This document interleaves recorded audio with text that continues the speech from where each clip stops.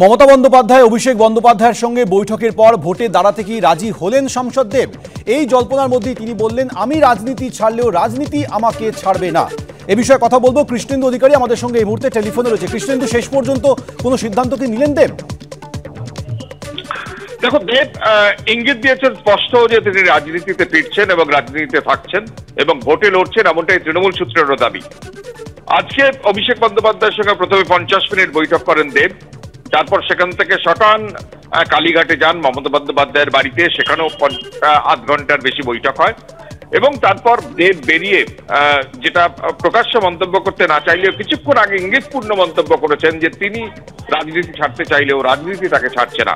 অর্থাৎ দেব ফের প্রার্থী হচ্ছেন এবং কোথা থেকে প্রার্থী হচ্ছেন সেটা নিয়ে জল্পনার মধ্যেও তৃণমূল সূত্র থেকে অবশ্য দাবি করা হচ্ছে তিনি ঘাটাল থেকেই ফের প্রার্থী হচ্ছেন এবং তৃতীয়বারের জন্য প্রার্থী হচ্ছেন।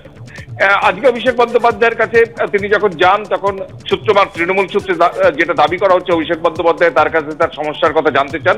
তিনি ঘাটাল রাজনীতির বা সেখানকার অভ্যন্তরীণ রাজনীতির কিছু সমস্যার কথা বলেন। তারপর সেই বার্তা নিয়ে তিনি মমতা বন্দ্যোপাধ্যায়ের বাড়ি যান এবং সেখানে দলের তরফ থেকে তাকে যে প্রস্তাব দেওয়া হয় তিনি শেষমেশ রাজি হয়েছেন, জট কেটেছে, ভোটে লড়তে রাজি হয়েছেন দেব, এমনটাই তৃণমূল সূত্র দাবি করা হচ্ছিল। কিছুক্ষণ আগে সেই জল্পনাতেই মানে সহমত জানালেন কার্যত বলা যেতে পারে দেব, কারণ তিনি বলছেন যে রাজনীতি তিনি ছাড়তে চাইলেও রাজনীতি তাকে ছাড়ছে না। অর্থাৎ যে জটিলতা, যে জল্পনা কয়েকদিন ধরে তৈরি হয়েছিল, বিজেপির তরফ থেকে একাংশের তরফ থেকে দাবি করা হচ্ছিল যে বিজেপি শাসিত কোনো রাজ্যের মুখ্যমন্ত্রীর সঙ্গে তিনি বৈঠক করেছেন, বিজেপির আরেকটা অংশ থেকে তার দুর্নীতির বিরুদ্ধে অভিযোগ করা হচ্ছিল তার বিরুদ্ধে, এবং এর মধ্যেই দেব তিনি যে ভোটে দাঁড়াতে চান না একথা নিজেই জানিয়েছিলেন। তারপর আজকে জোড়া বৈঠক শাসক দলের শীর্ষ নেতৃত্বের সঙ্গে এবং তারপর তার ইঙ্গিতপূর্ণ মন্তব্য। একটা বিষয় আপাতত স্পষ্ট যে তিনি আবার ভোটে দাঁড়াচ্ছেন এবং ঘাটাল থেকেই দাঁড়াচ্ছেন, এটাও তৃণমূল সূত্র থেকে এখনো পর্যন্ত দাবি করা হচ্ছে।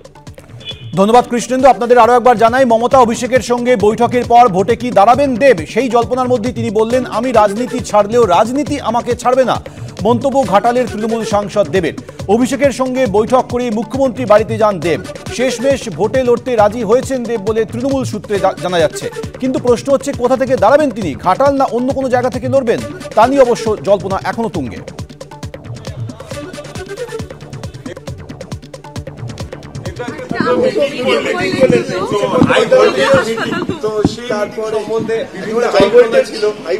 আমি আজকে একটাই কথা বলবো, যেটা আমি লাস্ট যখন এয়ারপোর্ট থেকে বেরিয়ে বলেছিলাম কি আমি চাইলেও যে আমি বেরিয়ে যাবো বা আমি দাঁড়াবো না সেটা হবে না। দিদির মতামত খুব ইম্পর্টেন্ট। আজকের জন্য একটা লাইনই বলতে পারবো বা বলতে চাই কে যা বুঝতে পারছি, যা দেখতে পাচ্ছি, আমি রাজনীতি ছাড়লেও আমার মনে হয় রাজনীতি আমাকে ছাড়বে না। Thank you.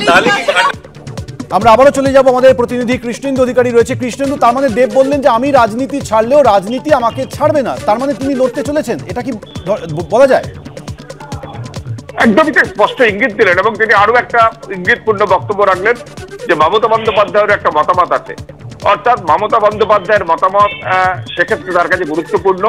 এবং যেটা বলছিলাম যে আজকে জোড়া বৈঠক হয় অভিষেক বন্দ্যোপাধ্যায় এবং মমতা বন্দ্যোপাধ্যায়ের সঙ্গে, প্রথমে 50 মিনিট, তারপর আধ ঘন্টার কিছু বেশি সময়, এবং সেখানে তৃণমূল সূত্রে বারবার করে তাকে বলা হচ্ছিল তিনি আছেন, তিনি থাকবেন, এবং আজকেও তাকে ভোটে লড়ার ব্যাপারে বার্তা দেওয়া হয় তৃণমূল সূত্রে, এটাও দাবি করা হচ্ছে। এবং তারপরেই তার এই মন্তব্য, অর্থাৎ যে জটিলতা, যে জট এবং যে অনিচ্ছা, তিনি নিজেই অনিচ্ছা প্রকাশ করেছিলেন তিনি এবার ভোটে দাঁড়াতে চান না। তারপর জোড়া বৈঠকের পর মমতা বন্দ্যোপাধ্যায়ের মতামতকে গুরুত্ব দিয়ে তিনি রাজনীতি তাকে ছাড়ছে না একথা বলার মধ্যে দিয়ে স্পষ্ট তিনি ইঙ্গিত দিলেন যে তিনি ভোটে লড়ছেন। এবং এটাও তৃণমূল সূত্র থেকে দাবি করা হচ্ছে যে তিনি ঘাটাল থেকে তৃতীয়বারের জন্য লড়ছেন। এবং তুমি জানো যে যখন আজকে মমতা বন্দ্যোপাধ্যায়ের বাড়িতে যাওয়ার আগে অভিষেক বন্দ্যোপাধ্যায়ের কাছে তিনি যান, একাধিক সমস্যা বা কি কারণে তিনি এই অনিচ্ছা প্রকাশ করছেন দেব, তিনি একজন অভিনেতা এবং তৃণমূল কংগ্রেস সবসময় তার পাশে আছে।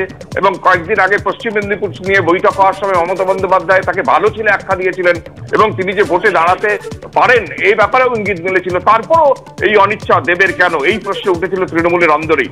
দেব তার সমস্যার কথা জানিয়েছেন বলে তৃণমূল সূত্রে দাবি, এমনকি যে কেন্দ্রের প্রার্থী বা যে কেন্দ্রের সাংসদ সেই কেন্দ্রে কিছু অভ্যন্তরীণ সমস্যার কথা বলেছেন, এমনটাও সূত্র মারফত জানা যাচ্ছে।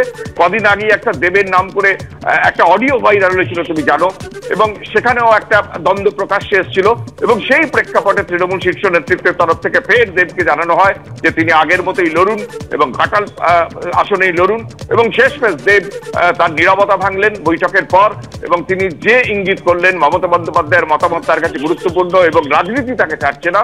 একটা বিষয় স্পষ্ট যে তৃণমূল সূত্রে দাবি করা হচ্ছে দেব ঘাটাল আসনেই দাঁড়াবেন, ফের দাঁড়াবেন, তৃতীয়বারের জন্য দাঁড়াবেন, সেই জায়গায় তিনি কার্যত শিলমোহর দিলেন।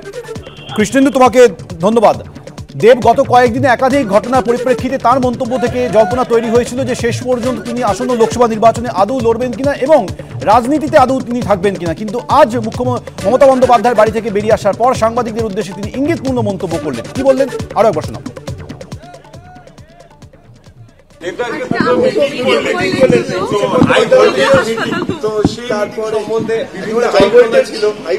আমি আজকে একটাই কথা বলবো, যেটা আমি লাস্ট যখন এয়ারপোর্ট থেকে বেরিয়ে বলেছিলাম কি আমি চাইলেও যে আমি বেরিয়ে যাব বা আমি দাঁড়াবো না সেটা হবে না।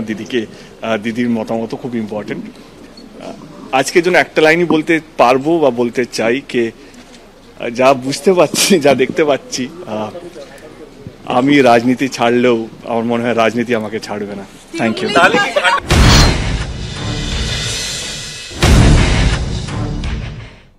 কাঁচকলা হবে ঘাটালে, আমরা 2 লাখ ভোটে জিতবো।